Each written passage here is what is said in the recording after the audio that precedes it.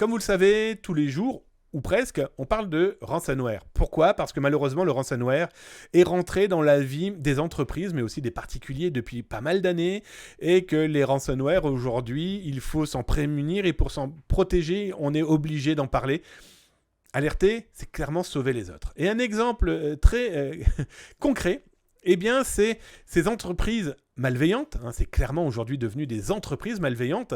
Là, vous avez par exemple le groupe Karakurt, qui, pour rappel, adore utiliser des peintures du Moyen-Âge pour communiquer. Et c'est un moyen pour eux de montrer leur culture. C'est aussi parler de l'enfer de Dante. C'est clairement l'enfer que vivent des entreprises une fois qu'elles sont impactées. Et je prends l'exemple de cette entreprise où, dans un lieu que je ne citerai pas, qui n'est pas un site web, qui n'est pas, comme on peut le voir ici, un oignon en passant par Tor ou autre outil, bref, ils expliquent que voilà, l'entreprise n'a pas voulu les payer, hein, cette Schrader Pacific, et ils ont diffusé toutes les données.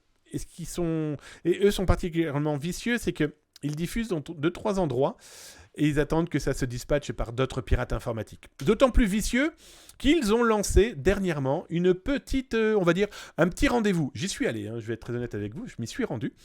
Ils ont donné un petit rendez-vous, c'était le 14 décembre, et ils ont dit, venez nous rejoindre, on va parler un petit peu de notre business, et on va voir un petit peu ce que vous êtes capable de fournir à l'équipe de Karakurt. Partage d'argent, infiltration, qu'est-ce que vous êtes capable de faire, comme par exemple, est-ce que vous êtes capable de faire de la SQL, comment vous maîtrisez le phishing, quels sont vos moyens de paiement, quels sont votre passif, etc., etc. Bref, ça recrute, et ce groupe-là est en train de recruter, non mais recruter, ça c'est sûr. Voilà, ils sont en tout cas de plus en plus organisés, malheureusement. Ils ont énormément de victimes, on en parle peu, mais ils ont vraiment beaucoup de victimes. Alors, pour discuter avec eux, on est passé par Tox, TOX, qui est un outil qui permet de converser avec des gens de manière anonyme, passant d'ailleurs par Tor, en tout cas par le système Tor. Voilà, j'en dirai pas plus. À suivre, je pense qu'il devait y avoir d'autres populations dédiées à la cybersécurité ou à la lutte contre le piratage informatique, en tout cas je l'espère. Ce qui est certain malheureusement, c'est qu'eux recrutent. Alors un exemple très concret, voilà leur dernière malveillance. Là on prend des exemples, alors ils visent, je trouve pour le moment, à mon goût, beaucoup le Canada. J'ai jamais dit que l'un des membres était canadien. On va tout de suite se calmer, hein. Il y a quand même eu pas mal d'arrestations de ransomware, et en tout cas d'utilisateurs de ransomware quand ce n'était pas des instigateurs au Canada, hein, ces dernières semaines, ces derniers mois. Toujours est-il que dans les dernières nouveautés, on a Beauval qui est basé du côté de Montréal, Québec, et là on a du côté de Toronto. Non, là je dis n'importe quoi parce que Roxborough est aussi à Québec, dans la région de Québec. Donc voilà, et là ils en ont une quinzaine. Rien que ce groupe-là, on a une quinzaine pour les amis et les cousins du Grand Nord. Inquiétant. Pourquoi ? Comment ? Pourquoi spécifiquement cette zone-là ? Est-ce qu'il est plus simple pour eux, par exemple, de les contacter, de les joindre ? Je vais être très honnête avec vous, le Québécois, le Canadien est quelqu'un qui paye malheureusement trop facilement, mais alors vraiment trop facilement. Ils sont dans un état d'esprit, eux, plutôt de « on paye comme ça, ni vu ni connu, je t'embrouille, tout va bien dans le meilleur des mondes », sauf que, faut-il rappeler, les données et les fuites des informations ne sont pas négligeables, hein, parce qu'elles vont sortir à un moment ou à un autre, vos informations. Ne pensez pas qu'ils vous feront un cadeau. Un exemple très concret, ça c'est le groupe Vice Society, qui vient d'annoncer là qu'ils ont des nouveaux partenaires. Et oui, ils ont des nouveaux affiliés.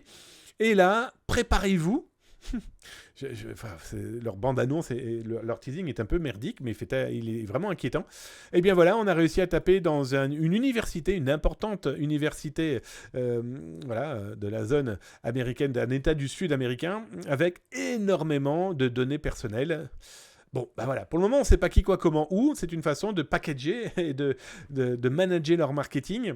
Je pense que c'est aussi un moyen de dire à l'université, regardez, on vous promet, on ne vous cite pas. On vous promet, on ne met pas d'échantillon. On vous prouve simplement qu'on ne bluffe pas et on vous met ce genre de documents sur notre site pour bien vous faire comprendre qu'à tout moment, on va pouvoir potentiellement vous faire chanter en diffusant les données ou vous punir parce que vous n'avez pas voulu payer. Je vais être très honnête avec vous, je ne cesse de le dire et je ne cesserai pas de le répéter. Payer ne sert à rien. Ils ont trié, ils ont analysé, ils ont réutilisé et ils vont quand même diffuser sous n'importe quelle forme. Sous forme de paiement, ils vont revendre à d'autres personnes ou alors ils vont créer des moteurs de recherche comme j'ai déjà pu vous le montrer.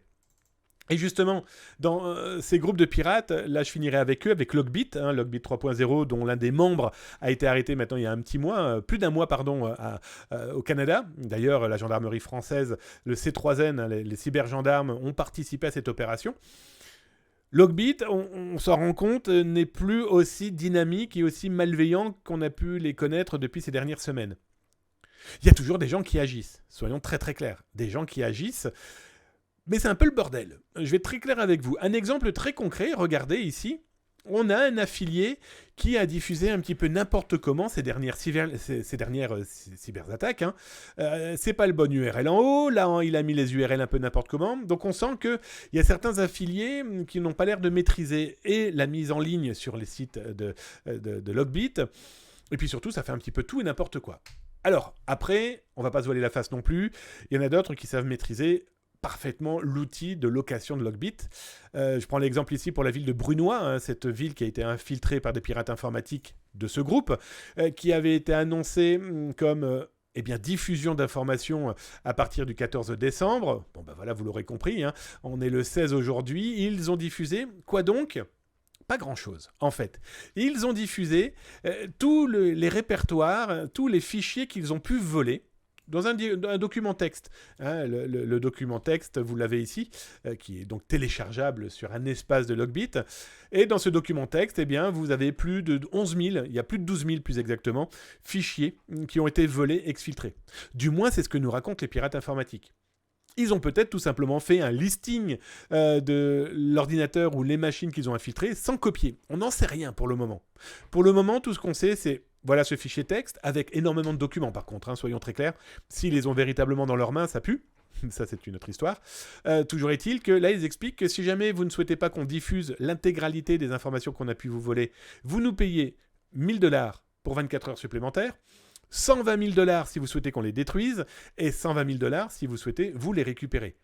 Bref, grosso modo, ça fait 240 000 $ de rançon, parce que détruire et récupérer, pour moi, ce sont deux choses différentes que des entreprises pourraient avoir potentiellement envie de faire, surtout si elles n'ont pas de sauvegarde et qu'elles espèrent que les pirates détruisent tout. Ce qui est intéressant, et ça montre un petit peu le bordel de chez Logbit, c'est que ça continue à filtrer, ça continue à voler, ça continue à menacer. Mais c'est particulièrement ossaturé, un peu merdique, parce que regardez, là, ils n'ont que, pardon du terme, ils ont diffusé que un fichier texte expliquant qu'ils ont peut-être volé plus de 12 000 fichiers. Oui, mais ils ne disent pas quand est-ce qu'ils vont les diffuser s'ils les diffusent. Donc ça voudrait dire que soit ils bluffent, soit ils n'ont plus la main obligatoirement sur correctement faire fonctionner leur malveillance numérique. Je vais être très honnête avec vous, tant mieux. Parce que si c'est véritablement le cas, maintenant, il n'y a plus qu'à espérer qu'ils ne diffusent pas ces fichiers autrement, qu'ils ne les vendent pas autrement, parce que si le pirate informatique les a véritablement en main, il va trouver un autre moyen de les diffuser, ou en tout cas de se les faire facturer par d'autres pirates informatiques. Donc voilà, à voir. Toujours est-il que ça reste quand même des entreprises infiltrées, là, d'autant plus une mairie, et que ce sont des données personnelles qui ont été volées. Et données personnelles perdues, c'est des données personnelles qui sont définitivement dans les mains de centaines de malveillants et pendant des mois et des mois, si ce n'est des décennies et des décennies.